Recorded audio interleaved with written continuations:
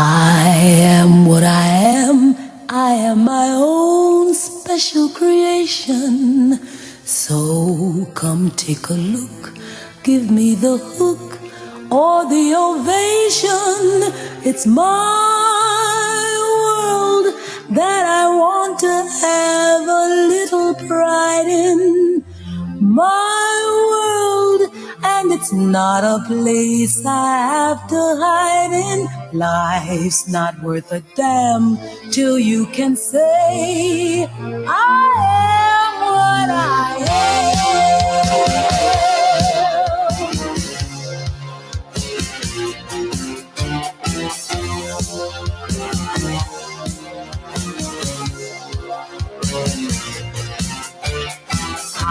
am what I am. I don't want praise, I don't want pity.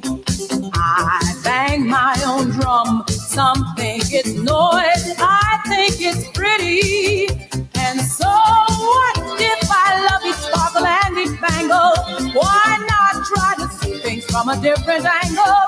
Your life is a sham till you can shout out, I am what I am.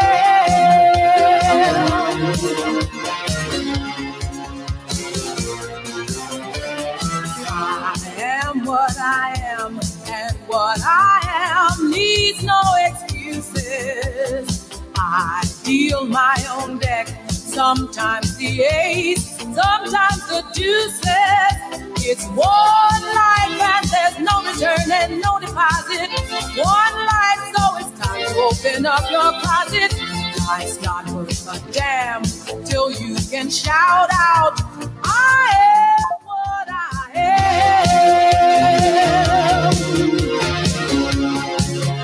I am what I am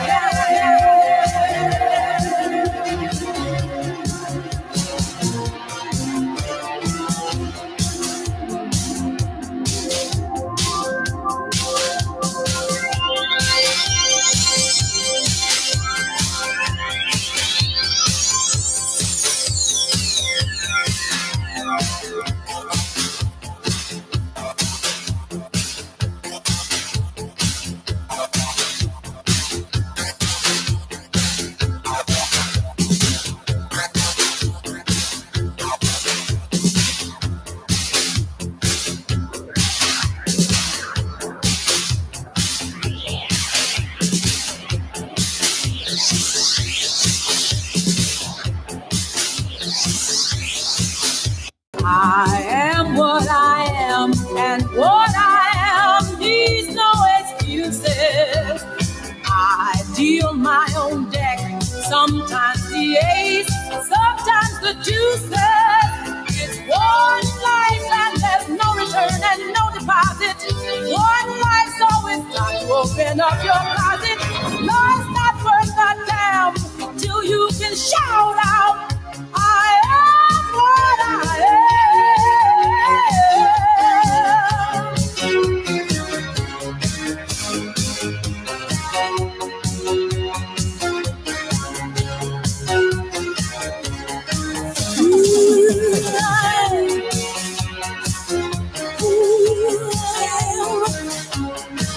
I am good. I am strong. I am worthy.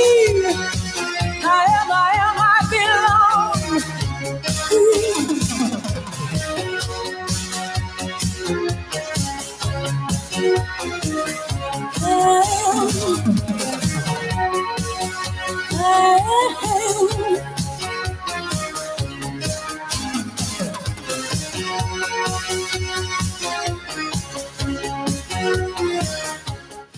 Oh, hello, good afternoon. How the devil are you? How the devil are you?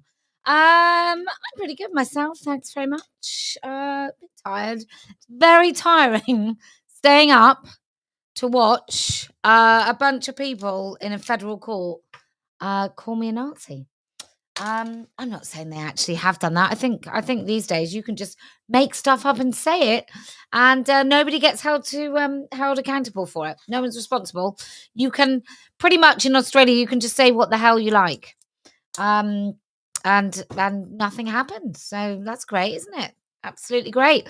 Don't know if you've been watching the Pasuto, the Deeming versus Pasuto. It's an interesting case. It's an interest. Basically, I'm on trial, and on the back of that, Moira Deeming's on trial, and I think I don't know how much I'm allowed to say, but if I say there's a principled woman versus a load of misogynist pricks, then I think you might have an idea on whose side I'm on. I don't know. I could be talking about anyone though. Could be any case in the entire sort of Australian federal court system. I don't think it's completely clear who I'm talking about. So I can't be defaming anyone. Um Intriguing. It's totally intriguing. I just wanted the reason I'm talking about it today. I'm going to show you. This is genuinely a piece of footage that was shown in the court, genuinely, to show me inciting the crowd. I don't know whether they said inciting violence, inciting hate, or just inciting. So this is wonderful. Here it is. Let me make it big. There we go.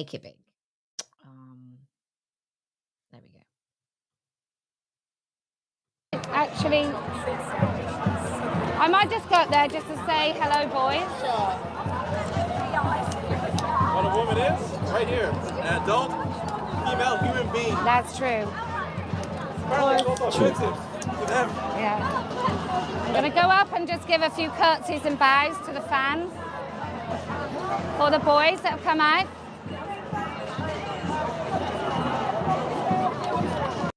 That person just there, that person in the wig, she's the one that assaulted women a bit later. And I still think it was a man, but I'm told it was female. Either way, it was annoying.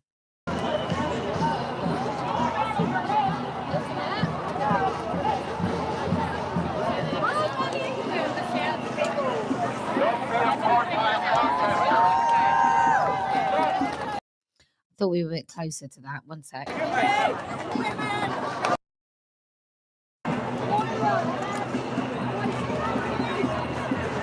Just for you. Hi, I'm doing the welcome to country. Okay. Yes. Will that you be? tell me when? When do you? At the beginning. Okay. So if I say hello, welcome to Let Women Speak, and then hi. Don't. Now, thank you so much for your help. Thank you.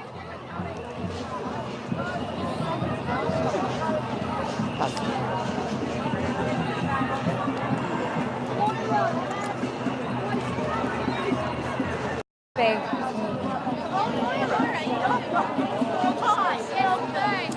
So then look at these lovely Australians. Haven't they done well? Sheila Jeffries up on the step up there. And then all the nutters at the back. Okay. I will try to remember to keep turning this round. Friends, see a rainbow flag? So if I... Of course not. Where do you want me to go? Well, there you go. How successful was that? I don't want to keep going on. But anyway, I can't find it and I can't be bothered to scroll. So I just go to the top of the steps and I say, hello, boys, and thank you for coming, and blow kisses and curtsy. And that was sort of, that was seen as something terrible. And I just want to explain to you what that is and what I continue to do all the time. Although somebody did ask me today, what have you ever done? I'm going to give you a freaking list in a minute. Let me tell you. So the idea is that these men, these TRAs, and assholes like that man in the chat, what they do is they want to intimidate women into not speaking, into not being able to use our voices, into not being able to talk. They do other things as well. They might defame us. They might they do a range of things with these like gotchas. And I just want to tell each and every one of you, men, I don't care if you call me a Nazi. I don't care if you call me far right. I don't care if you call me a white supremacist. I don't care if you call me racist. I don't care if you pretend I'm anything. I don't care if you call me pro-life. I don't care if you call me, what else did they call me? A bigot, a transphobe, homophobe. I actually don't care about any of the names that you call me. What I do care about is that I can't look my daughter in the eye and tell her that there's definitely not a man in her space, that I haven't won this particular war. That's what I care about. I care about men in our spaces. I care about children's bodies being mutilated. I care about all of those things. Somebody's just sent me that this is the moment. One moment. Here we go. Let me just link. And so I'm just going to stand up and I think it might. There you go. Right, I'm just going to do this, and then you can actually see, because it is worth seeing it in its full glory. So what? Here we go.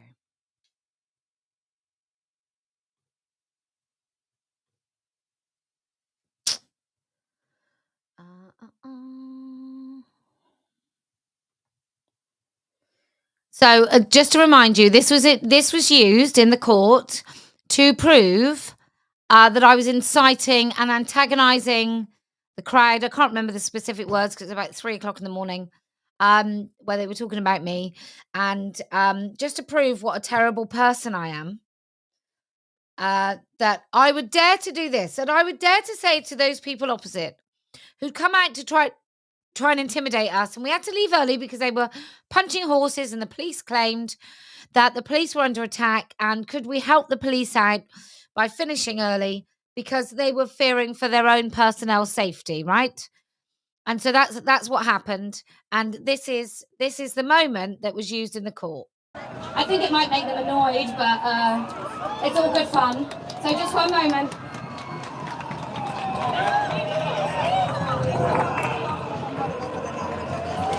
Ready? Hello, boys! Hello! Hi, thank you. Thank you so much. It's so great to see you all. Little red army over there. Thank you. Thank you for coming. Thank you. Okay, so I stood up on the steps. Right, how we start in the UK?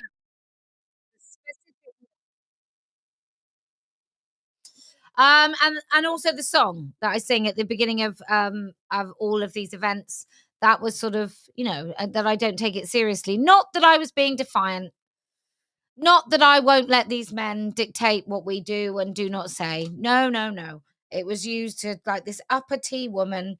How dare I? How very dare I speak like that on the steps of Parliament? Just totally bonkers. And I'm also going to say to you that we had to have permission to be on the steps. We had to have written permission to stand on the steps of Parliament. And when I stepped up to the top, which was not a step, but sort of the next level before a next lot of steps, I was told by the police in no uncertain terms to not stand on that place because we didn't have permission. And can I just remind you, this whole case is about a group of blokes turning up that look like Antifa, that look like Black Panthers, and they actually did a Nazi salute on those steps. A place on the steps that we weren't allowed to stand. They're very, very far away from us. I just think it bears repeating. Anyway, what's this got to do with anything? Well, I like to freely criticize people because I think I should, because I'm an activist, and I'm hoping to get to a point where we win. Not a point where we shore up some sort of pretend win and everyone says, oh, well done, aren't we great? And then in 5 years' time, we're in the same place. No. Genuine win. And somebody sort of said, what have you done? And I listed it. I was genuinely quite cross because there's a lot of this. There's a lot of this. What have you done? Well, I put up the first billboard. I introduced it. I talked about it on television. I didn't do that before Julia Long. Julia Long talked about it very candidly on television, but it had been a long time. It felt like a decade.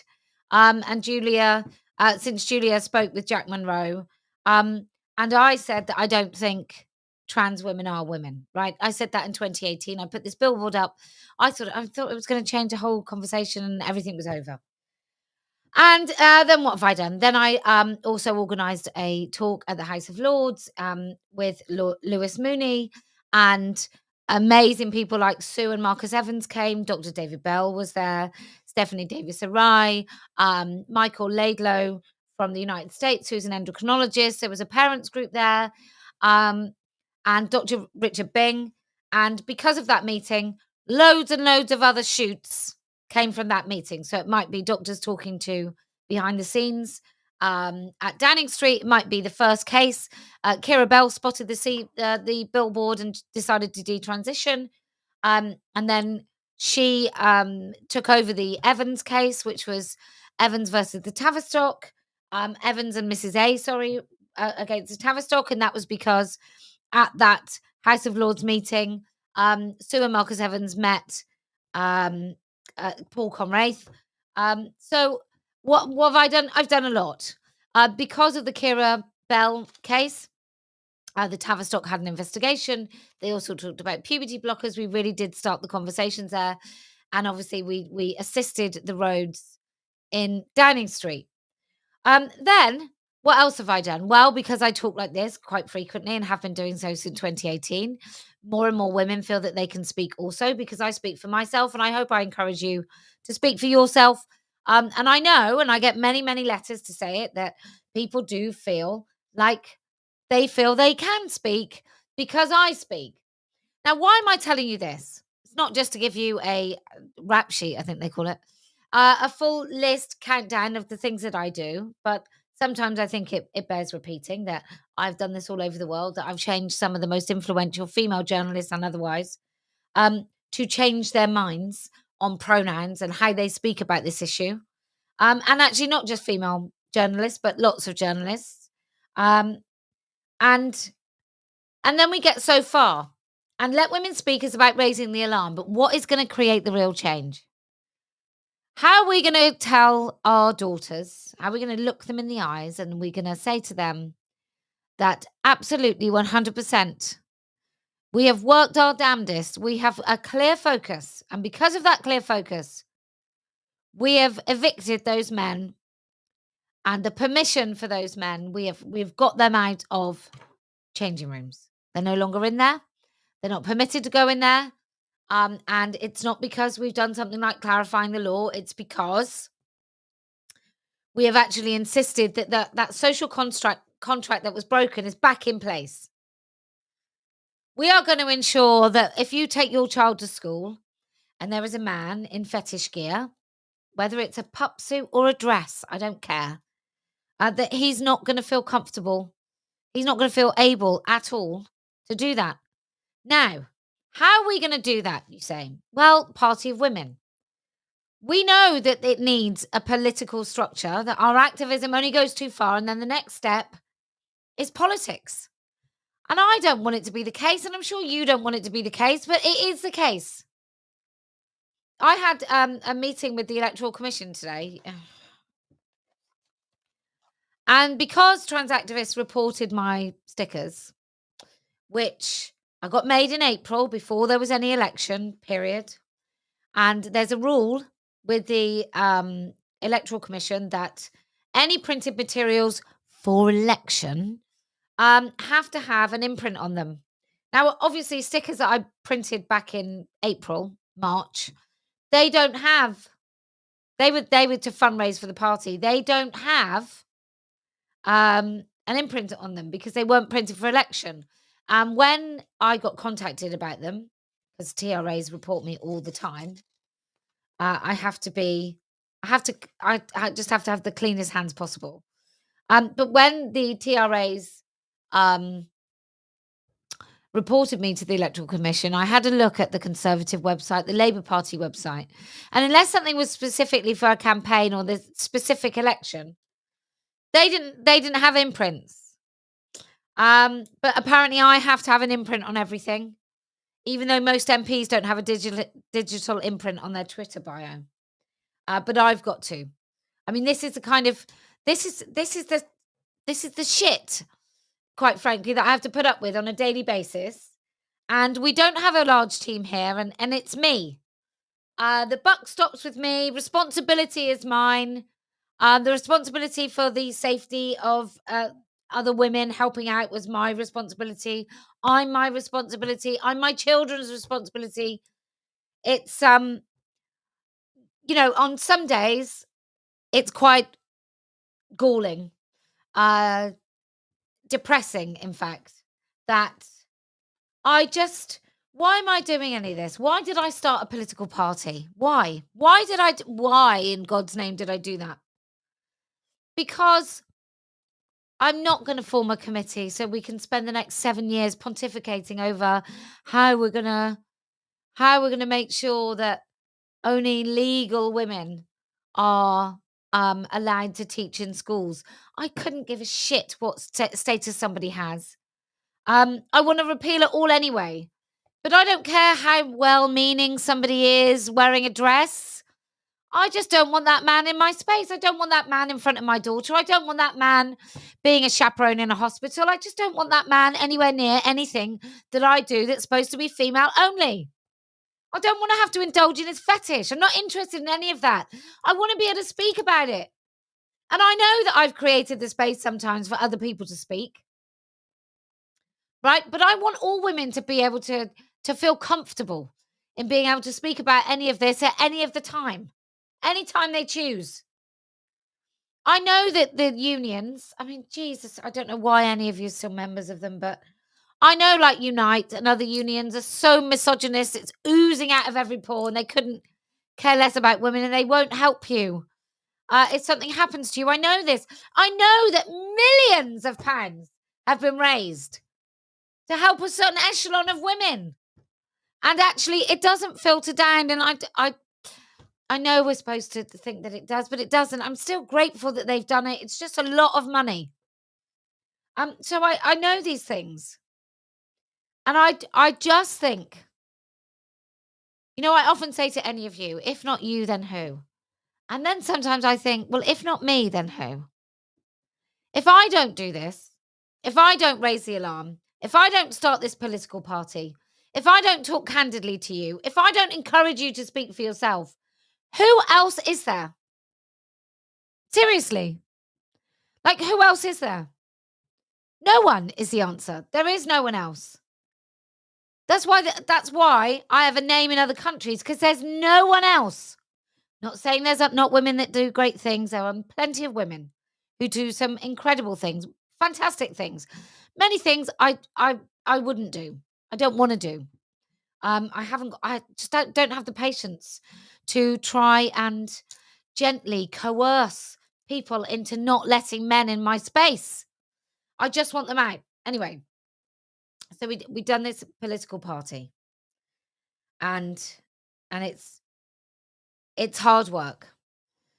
But it will be a lot easier if A, we had a fairy godmother or godfather or sugar daddy or whatever else, philanthropist. They might come, or philanderer. I mean, even one of those. But if we had someone who was philanthropic, who wanted to fund a party, like they would if I had a penis. There's that, right? There's that. That would help. It would help if more of you stood for election. It would help if amongst all of us, we raised consciousness and we really started campaigning now. Because I can try and win this on my own. I can try and do it. I can try and do it with just a trusted handful of women that work their arse off. I can try and do it, but it's unlikely to work unless we kind of feel it's all hands on deck. And it really is now or never. And it is. It is now or never. Those 5 years of Labour may take forever, but it will be a moment and we'll be in election cycles again. And if we don't have enough of us, nothing will change. Nothing will change. So I ask you, really, do you want men in your space? Do you want a male chaperone in a hospital? Do you want your daughter not being able to guarantee that when she walks into a female-only space, it's just for women? Like, what do you want? Like, seriously, ask yourself, what do you want? Do you want to be accepted? Do you want to be liked? Is that going to stop you? What do you want? Because I see all the time people talk about, say, the full status ruling. Look, if you want to do something slow and ploddy, there are other organisations that you can join the Women's Rights Network. You can get together, you can go to conferences, you can sit and listen to people talk, you can write some letters, you can even feel really good about yourself and sign a joint letter if you like. Like, that's fine, go and do it. But if you want this done now, if you want the men out of women's spaces, if you want the fetishists out of your children's schools, and let's not forget that what's also been discussed in that case down in Australia, is that Safe Schools, something called Safe Schools, was co-authored by a number of people, and one of them equated the love that a mother and father have for their child with a paedophile's love for a child. We know that that's everywhere. Who's going to say it? Who's going to risk saying it? Like, even the activists in this country, who's going to say it? Who's going to say they are paedophile apologists? Who's going to say that man in your children's school is a fetishist? Who's going to say it? Because it's not. It's not most people. I couldn't give a shit what that means. I don't care what it means. I don't care if I get called an extremist. I told you, I don't care if I'm a Nazi, accused of being a Nazi. I don't care if I'm accused of being white supremacist or a fascist or a racist. I don't care about any of those things. There is still a cock in your daughter's changing room. What do you want to do about it? Because I want them out. I just want them out. So that's all I'm saying. Look, Let Women Speak is raising the alarm. And Party of Women is the solution. So if you haven't joined, use the QR code and join. It's not that tricky. Just use the QR code and join. We're just saying that there are solutions, and there aren't that many solutions that will work really, really well. But you have to start speaking for yourself. Look, if you want us to come and stand outside of a school, I was contacted today about somebody whose child has been accused of transphobia. I'm assuming it's secondary school. But if you want me to come with you to your next parents' meeting, I am I'm ready. I'll clear my diary. But as it is, I was supposed to be in Australia. Why aren't I there? Well, because I'm obviously the biggest threat to Australia that ever walked the earth. Me and Djokovic. So I still haven't had my visa. I'm on Sky News Australia in a few hours. And then I'll be with Alex tomorrow on Talk TV. But I'm just, I don't know what to say to you. I often think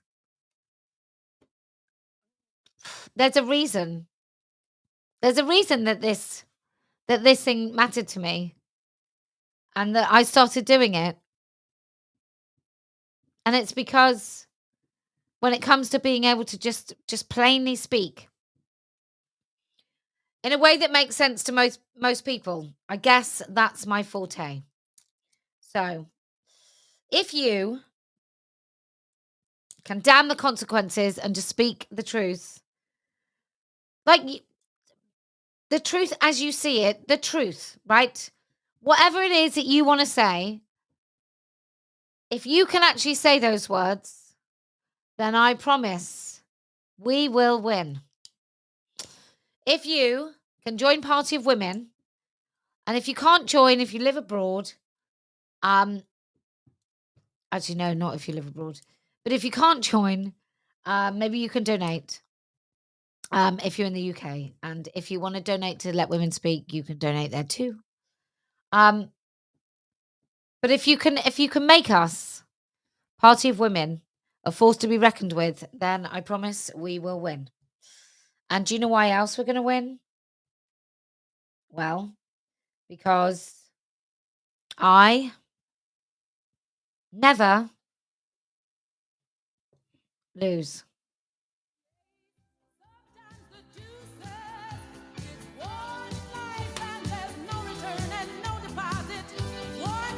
So it's time to open up your